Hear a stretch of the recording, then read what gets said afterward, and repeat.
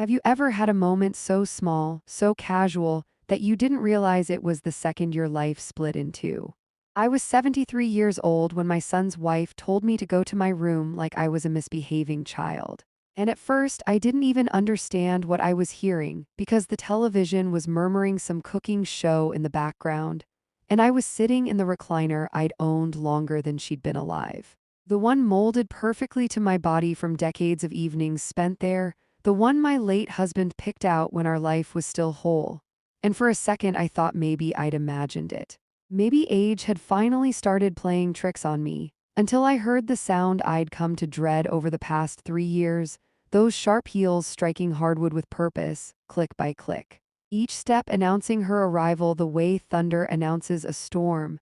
And my shoulders tensed before I even turned because that sound always meant she wanted something, and what she wanted was usually my silence, my space, or my surrender. And there she was in the doorway wearing clothes that probably cost more than my monthly grocery bill, hair pulled so tight it looked painful, arms crossed, lips curved into that smile that never reached her eyes. The one that said she was in control and she knew it. And she told me to turn the television off, not asked, told, her voice sharp and flat. And when I didn't move fast enough, she walked closer until her expensive perfume swallowed the air around me, and she said my name the way someone says an insult. Then added that this was her living room now. And that's when the words finally landed, heavy and suffocating, because they weren't just rude, they were territorial, like a flag planted in my chest. And I turned to look at my son standing behind her in the hallway. Hands shoved into his pockets, eyes glued to the floor he'd once refinished with me years ago when money was tight and we did things ourselves.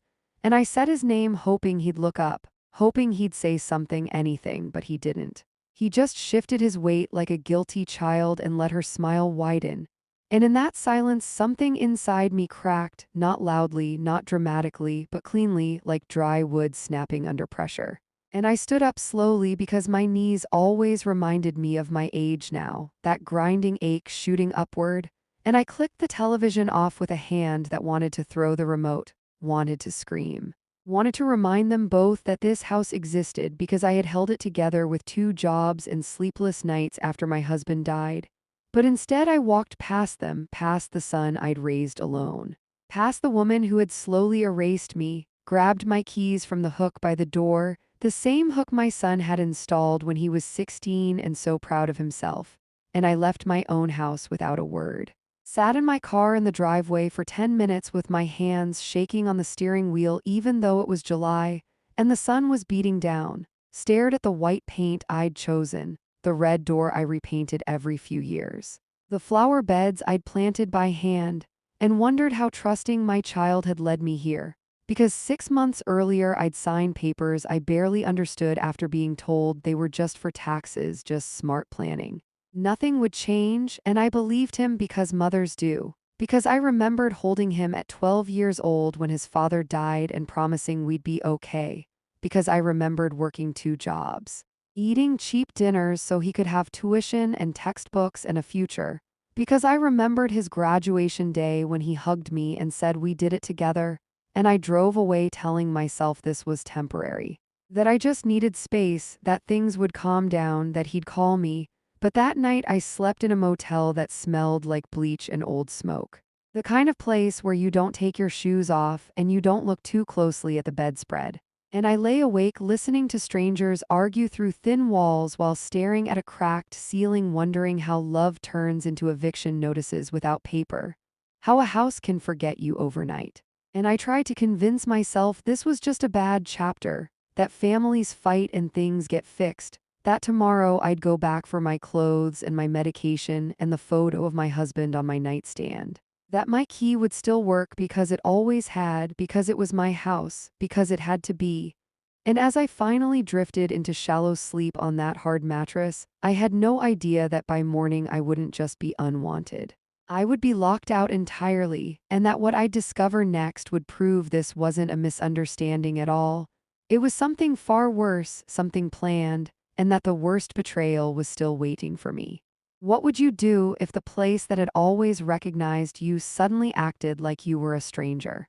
I told myself all the way back that morning that yesterday had been a mistake, that emotions had run high, that my son would have cooled off overnight, because that's what mothers do, we rewrite reality until it hurts less. And I drove back to the house just after sunrise with a list running through my head like a prayer: clothes, medication, glasses, charger, the framed photo of my husband that still sat on the nightstand. Things no one could reasonably deny me. Things that proved I existed, and when I stepped onto the porch, the air felt wrong somehow, too quiet, like the house was holding its breath. And I slid my key into the lock without even thinking, because muscle memory doesn't question itself. It just expects obedience. But the key wouldn't turn, not even a little, so I tried again, slower, then harder. Then upside down like a fool, my hands already starting to tremble. And I laughed under my breath at myself, because surely the lock was sticking. Surely this old house was just being temperamental like it always had been in winter. Except it was summer and the sun was warm and the lock stayed dead, unresponsive. And that was the moment my stomach dropped. Because locks don't forget you unless someone tells them to, and I rang the doorbell once, twice, then again. Listening to the chime echo through the rooms I knew by heart, imagining my footsteps in the hallway, my breath in the kitchen, my life continuing inside without me. And when the door finally opened, it wasn't my son standing there, it was her. Dressed casually, holding one of my mugs like it belonged to her, looking mildly annoyed as if I were a delivery she hadn't ordered.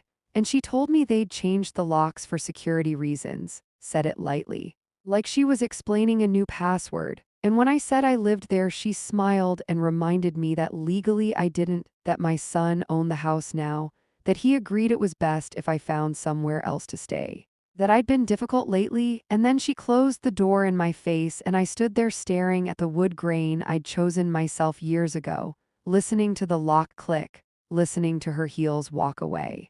Listening to the television turn on inside like nothing had happened, like I had never happened. And I called my son from the driveway, then again, 17 times in total. Leaving messages that moved from calm to pleading to angry to confused, because I needed him to explain, to deny it, to tell me this wasn't real. But every call went to voicemail. His cheerful recorded voice sounding like it belonged to someone I'd never known. And I drove back to the motel feeling smaller with every mile, paid for another night with cash counted out slowly. Noticed the look on the desk clerk's face soften when she handed me the key card, like she understood more than I wanted her to. And I sat on the edge of that same hard bed, taking inventory of my purse, my life, my future. Realizing I had maybe a few $100s left and no plan, checking my bank balance with hands that felt strangely calm now. Because shock eventually turns into focus, and when I saw the number, my breath caught. Because the money I'd saved for years was almost gone, not spent, not withdrawn in one obvious theft, but drained in small, quiet pieces over months. Amounts easy to miss until there was nothing left. And I scrolled through the transactions, feeling something inside me harden as I recognized the pattern, the intent, the betrayal hiding in plain sight. And I called the bank, waited on hold. Listened to music I didn't recognize until a tired woman explained that the transfers were authorized because my son was still on my account, added years ago when he was in college, just in case, just for emergencies, just because I trusted him. And when I hung up the phone, I sat there staring at the stained carpet, realizing this wasn't just about a house or a lock or a rude daughter-in-law. This was something deeper, something calculated. Something that had been happening while I was still setting the table and cooking dinners and pretending we were a family. And I laughed then, a short broken sound that startled even me, because once you see the pattern you can't unsee it. And as I sat there in that motel room with everything stripped away except the truth, I noticed a black sedan pull into the parking lot outside, expensive, out of place. And I didn't know yet that the man stepping out of it was about to explain everything my son had been hiding, and that the next conversation would change the direction of my life completely. Have you ever stared at a number on a screen and realized it wasn't just money that was missing, it was trust? I sat on the edge of that motel bed with my phone glowing in my hands, scrolling back and forth through the bank app, like if I looked long enough the balance might correct itself, like the numbers might rearrange into something familiar. But they didn't. They stayed painfully small, mocking me with their finality. And the more I scrolled, the clearer it became that this hadn't been an accident or a single bad decision. It was a slow bleed, hundreds here, a few hundred there. Withdrawals spaced just far enough apart that I wouldn't notice while I was busy cooking dinners and folding laundry and trying not to upset anyone in my own home. And I felt foolish for not seeing it sooner. But mothers are trained to ignore warning signs in their children. We call it loyalty. And I thought back to all the times my son had offered to help manage my finances, all the times he'd said not to worry, that he had it handled, that I'd done enough already, and how grateful I'd felt to hand something over and rest for once. And now that relief tasted bitter because it had been used against me, and I called the bank again, asked questions I should have asked years earlier. Listened as another calm voice explained joint accounts and equal access and rights that didn't care about morality or sacrifice. And when I asked if I could remove him, the answer was polite and final, not without his signature. And that was the moment something in me shifted. Because for the first time, I understood that the law didn't see me as a mother or a widow or a 73-year-old woman who had worked herself into the ground. It saw me as a name on a form and my son as an equal owner of what I thought was mine. And I hung up and sat very still, because anger would have been easier, panic would have been expected. But what I felt instead was clarity. Sharp and cold, and I began replaying the last few months in my mind with new eyes, the sudden conversations about paperwork, the way my daughter-in-law's tone had changed after I signed those documents. The way my son stopped looking at me when money came up, the way decisions were made without me and explained later like favors, and it all lined up too neatly to ignore. And I realized the locks on the door weren't the first thing they'd taken from me, they were just the most visible. And I sat there absorbing the weight of it until a knock on the door startled me, not loud or aggressive, just firm and professional, and when I opened it there was a man standing in the corridor who looked like he belonged somewhere else entirely. Mid-50s maybe, hair neatly cut, suit pressed, leather briefcase in hand. The kind of man you associate with offices that smell like coffee and paper instead of bleach and despair. And he asked for me by name, full name, like he'd practiced saying it. And I felt a strange flicker of fear because no one knew had used my full name in years. And I asked who he was through the chain, my hand still gripping the door, and he introduced himself calmly. Said he was an attorney. Said he'd been trying to reach me for months, and I almost laughed at the absurdity of it because of course he had. My phone had been disconnected, my mail intercepted, my life neatly rerouted without my consent. And he glanced at the motel behind me with something like concern before asking if we could talk somewhere private. And as I followed him to a nearby diner, I felt the first hint of something unfamiliar rising in my chest. Not hope exactly, but the sense that the story I'd been telling myself about being helpless might not be the whole truth. And when we slid into a cracked vinyl booth and he opened his briefcase, pulling out papers heavier than they looked, he said a name I barely recognized, a distant relative I hadn't thought about in decades, and told me she had died months earlier and left everything to me, and at first I didn't understand what he meant by everything. Because my world had shrunk to motel rooms and bank balances and locked doors. But then he turned the paper so I could see the numbers printed clearly, and the room seemed to tilt as I read them again and again, unable to reconcile them with the woman counting dollar bills the night before. And as he continued explaining, calmly, carefully, about estates and transfers and unanswered calls and a son who had insisted I was unavailable, I felt the final piece fall into place. Because suddenly the timing made sense, the urgency, the pressure, the sudden cruelty, and I understood that what I was facing wasn't just betrayal born from resentment. It was betrayal fueled by knowledge, by greed, by a secret they thought I'd never uncover. And as the waitress set coffee on the table and the man in the suit waited for me to speak, I realized my life hadn't ended when I was locked out. It had pivoted, and the next choice I made would decide whether I disappeared quietly or finally fought back. Have you ever had reality change so fast that your mind couldn't catch up? Like the ground shifted, but your feet were still standing in the old place.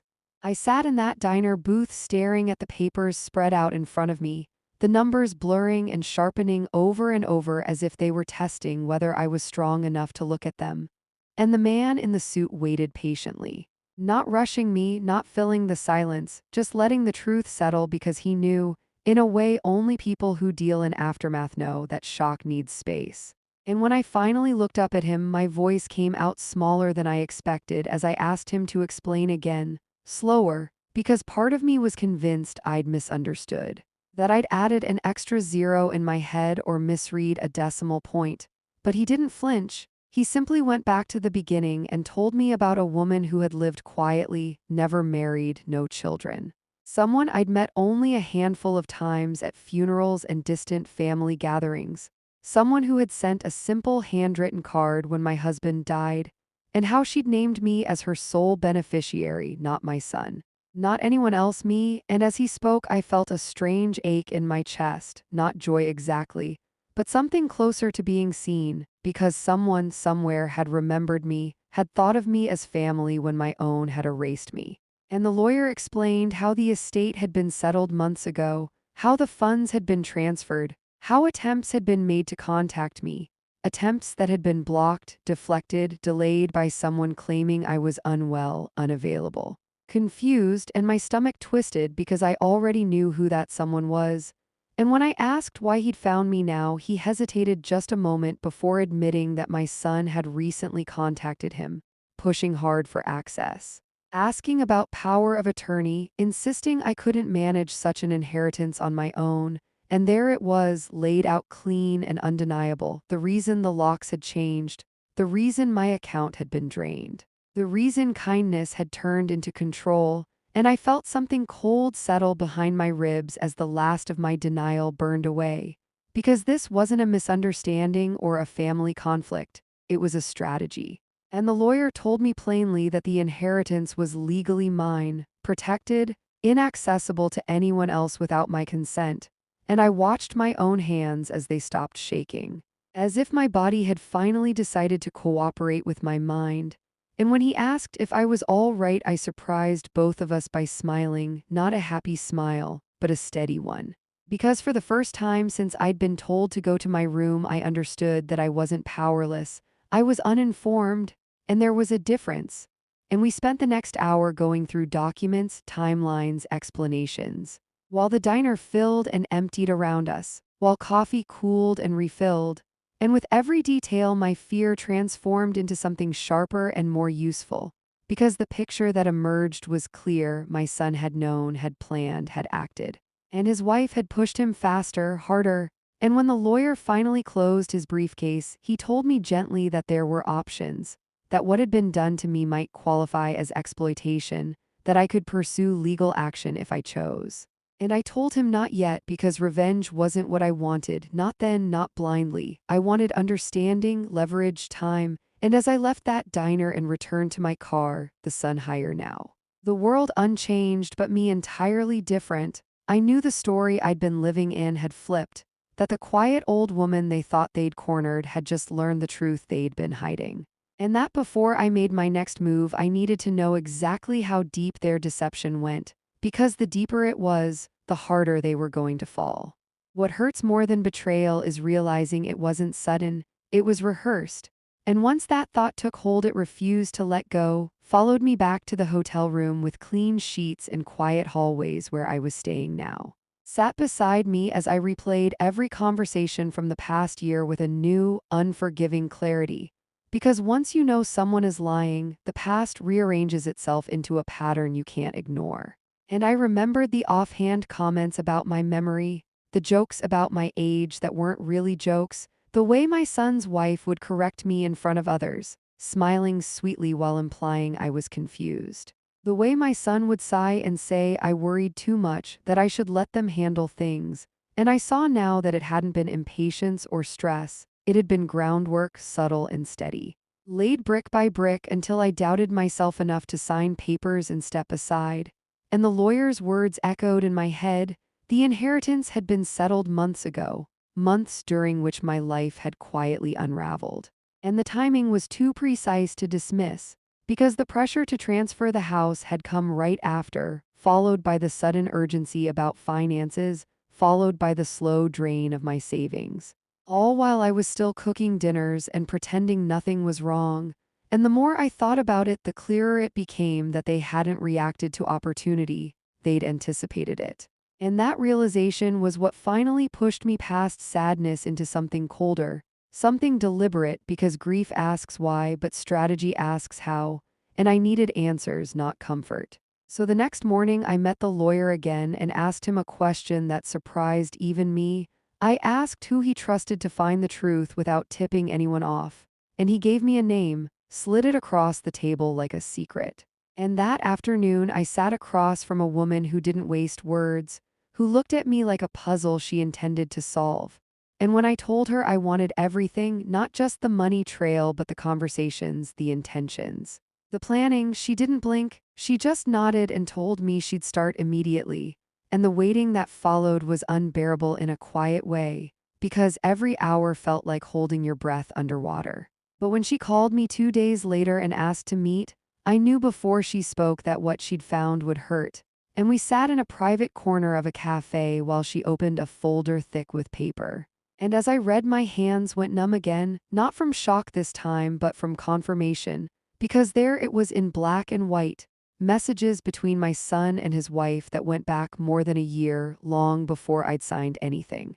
Long before anyone knew about the inheritance. Conversations about how easy it would be to get me to agree to things, about how I never said no, about how age was on their side. And I read a message where my son joked that I'd always done whatever he asked, always, and something inside me hardened permanently, because that wasn't frustration talking, that was contempt. And the emails grew worse the further I read. Plans about convincing doctors, about isolating me from friends, about using money as leverage, about putting me somewhere safe, once they controlled everything. And I realized then that being locked out of my house hadn't been the end of their plan. It had been the beginning of the final stage. And I sat there absorbing the truth that my own child had been willing to erase me slowly, quietly, as long as it benefited him. And when I closed the folder, I didn't cry, I didn't shake, I felt steady. Because once you see someone clearly, you stop mourning who you thought they were. And as I thanked the investigator and walked back into the sunlight, I understood something else too. This wasn't about getting my life back the way it had been, that life was gone. This was about deciding what I would do with the truth now that I had it. And as I reached for my phone, I knew the next call I made wouldn't be to beg or explain. It would be the call that started the end of everything they'd built on my silence. Have you ever realized the moment you stop protecting someone is the moment they become afraid of you?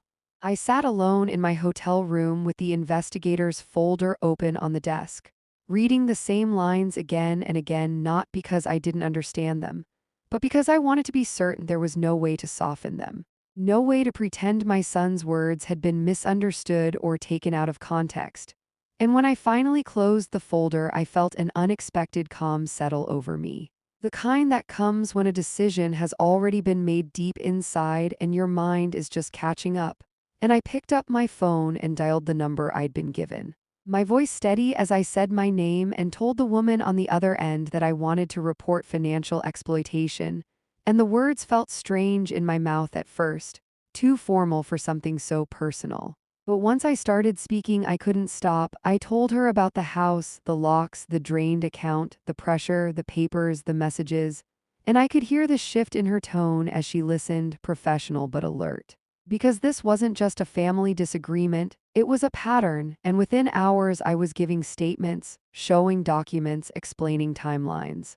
And for the first time since my husband died years earlier, I wasn't explaining myself to be forgiven. I was explaining facts to be understood. And the machinery of accountability began to move quietly but relentlessly. Because while I was telling my story, other people were asking questions my son couldn't answer. His bank flagged the transfers. His employer reviewed records they hadn't looked at closely before. And cracks appeared where confidence had once been. And I learned from the investigator that my son and his wife were drowning in debt, that the house they'd taken from me had been used as collateral almost immediately, that payments were already behind, that the money they'd stolen from me had been patching holes in a much larger collapse. And suddenly their urgency made sense, their cruelty made sense, Even their certainty that I would never fight back made sense. Because they hadn't just needed my compliance, they'd needed my silence. And as the days passed, I watched the situation unravel without lifting another finger. Because once truth is documented, it doesn't need help. And when I was told there would be an arrest, I didn't feel satisfaction. I felt distance, like I was watching a storm through thick glass. And I chose not to be there, not to see his face in that moment, because this wasn't about punishment. It was about ending the damage. And while I stayed in my hotel room drinking tea and staring out at a city that didn't know my name, officers were knocking on the door of the house I'd once swept and painted and filled with birthdays. And I understood then that justice doesn't always announce itself with noise. Sometimes it arrives quietly, methodically, in the form of paperwork and handcuffs and phone calls you don't answer anymore. And as night fell, I realized this wasn't the end, not yet, because the law might deal with the crime, but I still had to decide what kind of ending I wanted for myself. And whether I would watch what came next from afar or finally step fully into the life they'd tried to take from me. Have you ever noticed how different everything looks when you're no longer inside the chaos, but watching it from the outside? I sat in my car across the street from the house I'd once called home, not pulling into the driveway, not stepping onto the porch, just observing like a stranger. Because distance has a way of stripping emotion from memory and leaving only truth behind. And I watched my son leave that morning looking smaller than I remembered, shoulders hunched, face drawn, moving quickly like someone already running from consequences. And an hour later his wife emerged looking flawless as ever, heels clicking, posture perfect, checking her reflection in the window as if the world still owed her admiration. And I felt nothing watching them go. No anger, no longing, just a quiet certainty that whatever was about to happen was no longer mine to manage. And when the call came later telling me it was done, that officers had been there, that questions had been asked and answered and recorded, I didn't ask for details. I didn't need them because the important part wasn't how loudly everything collapsed, it was that it finally did. And in the days that followed, I learned through others what I hadn't wanted to see myself. That my son had been taken away in handcuffs, that his wife had screamed and argued and blamed everyone but herself, that neighbors watched from behind curtains, and I thought about how much effort she'd put into appearances, how carefully she'd curated her image, only to have it unravel in front of people who once admired her. And I felt a strange sense of closure knowing I hadn't been there to witness it, because some moments don't need an audience, they need distance. And while the legal process moved forward, I stayed focused on rebuilding the parts of my life that had been neglected while I was shrinking myself for others. I chose a new place to live, signed papers with my own name alone on them, walked through empty rooms imagining how I wanted them to feel, not how anyone else expected them to look. And as I unpacked boxes and arranged furniture, I realized something unexpected. I didn't miss the house I'd lost. I missed the woman I'd been before I was convinced to step aside, and slowly, deliberately, I welcomed her back. And when the date for the hearing arrived, I dressed carefully, not to impress, not to provoke, but to honor myself. Because this wasn't about revenge or victory, it was about standing in the open and letting the truth speak for itself. And as I took my seat in the courtroom, I knew the next chapter would be the final one for them. And the first truly honest one for me.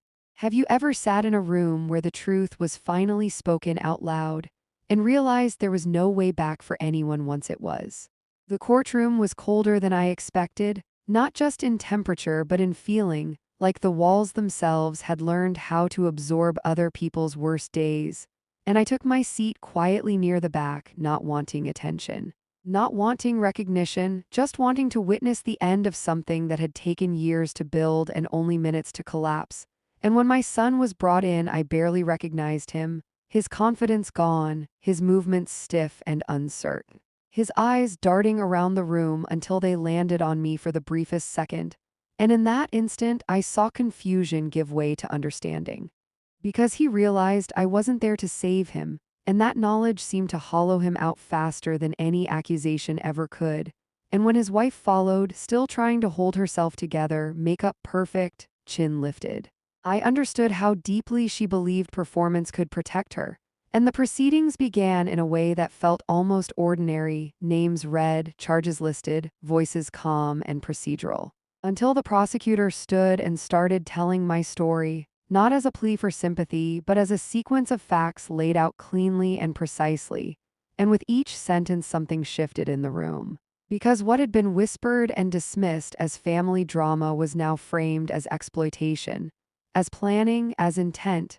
And when the emails were read aloud, the air changed completely, because cruelty sounds different when it's spoken in a public room. Stripped of emojis and private laughter, and I watched my son's face as words he thought were buried were repeated clearly. Lines about manipulation, about how easy I was to control, about what they could take next. And his expression didn't show anger or denial, it showed recognition, the moment a lie realizes it has nowhere left to hide. And when his lawyer tried to suggest misunderstanding, tried to paint me as confused, as someone who hadn't fully grasped what she'd agreed to, the judge cut him off with a sharpness that startled everyone, reminding the room that age is not incompetence and trust is not consent to theft. And I felt something loosen in my chest at those words.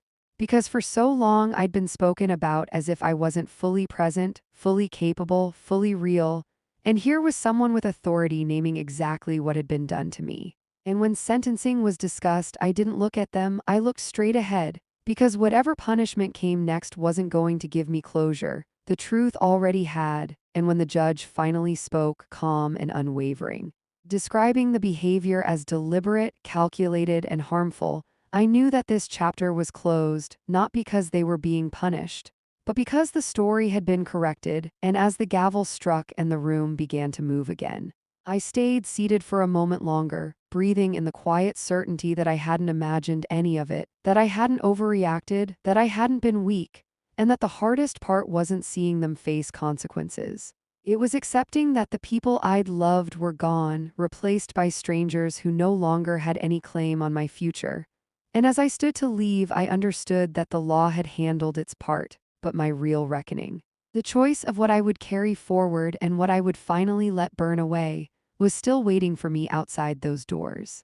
Have you ever realized that holding on is sometimes the most painful choice you can make?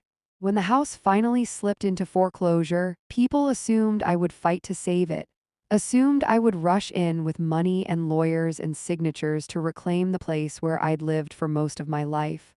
But they didn't understand that houses, like people, can become poisoned by what happens inside them. And every time I pictured those rooms, I didn't see birthdays or quiet mornings anymore. I saw locks turning, doors closing, and my own reflection on the porch glass being denied entry. And I knew then that saving it would only chain me to a past I had already outgrown. So I let it go, signed nothing, interfered with nothing, and watched from a distance as it became just another property in a bank's portfolio, stripped of its history, and handed to someone who would never know what it had cost me to leave it behind. And instead I chose something radical for a woman my age. I chose a beginning. I bought a smaller house in a town where no one knew my story, paid for it outright with my own name alone on the deed. And when I walked through it for the first time, I felt a lightness I hadn't felt in years. Because every wall, every door, every window belonged to me without condition, and I furnished it slowly, intentionally, buying things because I liked them, not because they were neutral or calming or acceptable to someone else. And I painted rooms colors I'd always loved, hung photos of my husband where I could see his smile every day, joined a book club that met at the library on Tuesday nights where no one treated me like a guest or a burden. And as weeks turned into months, I noticed how my body changed, how I slept better, how my shoulders stopped carrying tension, how my voice grew steadier, and every so often a letter would arrive addressed in familiar handwriting, words I recognized immediately even before opening the envelope, and I didn't open them. Not once. I burned them without reading, watching the paper curl and blacken until there was nothing left but ash. Because forgiveness is a choice and so is silence, and I chose peace. And when a phone call came from someone connected to the past, asking for mercy, asking for understanding, I ended it without speaking, because understanding no longer required my participation. And I learned that freedom doesn't always arrive with applause or celebration. Sometimes it arrives quietly in the ordinary moments when you realize no one is watching you anymore, no one is judging your choices, no one is waiting for you to fail. And as I settled into my new routines, morning walks, quiet evenings, shared laughter with women who knew nothing about my past, I understood that the last thing tying me to what had happened wasn't the house or the money or even the betrayal. It was the question of whether I would keep defining myself by what I'd lost instead of what I'd reclaimed, and the answer to that question would shape the final chapter of my story. What do you lose when you stop being someone's mother, and what do you finally gain? I'm 74 now, a year older than I was when I was told to go to my room, a year older than I was when my own child looked away and let someone else decide my worth. And the distance of time has given me clarity instead of softness, because clarity doesn't blur the truth, it sharpens it. And I understand now that the worst thing that happened to my son wasn't prison or public shame or losing the house he never truly owned. It was the moment I stepped out of the role he'd always relied on, the role of unconditional protection, and became a woman who chose herself instead.